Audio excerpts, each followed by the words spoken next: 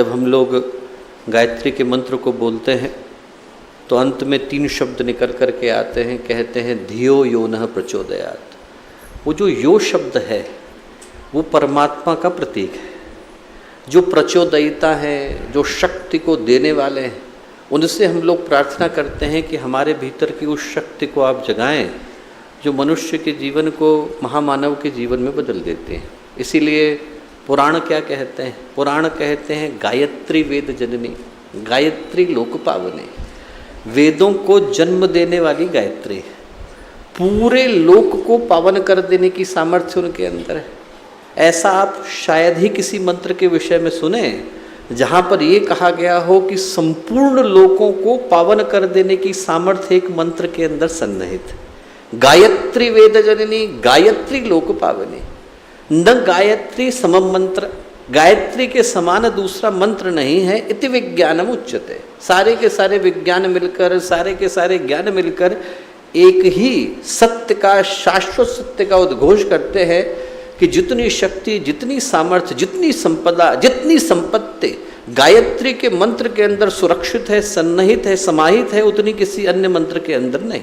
और इसीलिए यदि हम लोग ध्यान से देखें तो ये अकेला मंत्र है, पूरी की पूरी मंत्र साहित्य के अंदर, मंत्र संपदा के अंदर अकेला मंत्र गायत्री का मंत्र है, जिसमें 24 के 24 अक्षरों के 24 ऋषि।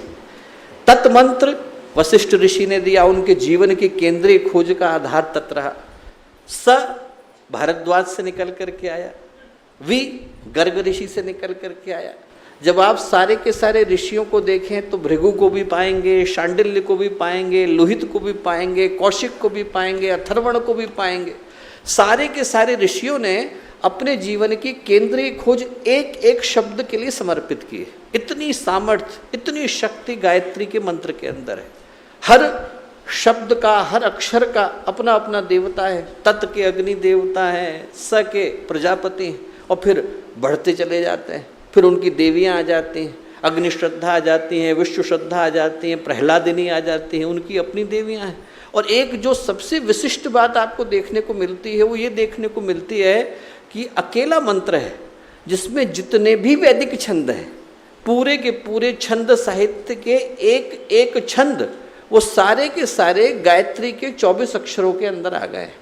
तत् गायत्री छंद से निकला, स त्रिष्टुप छंद से निकला, वी उष्णिक छंद से निकला, और इसी तरह से बृहति आ गए, अदिति आ गए, जगति आ गए। उसके अंदर सारे के सारे छंद समाहित हो गए।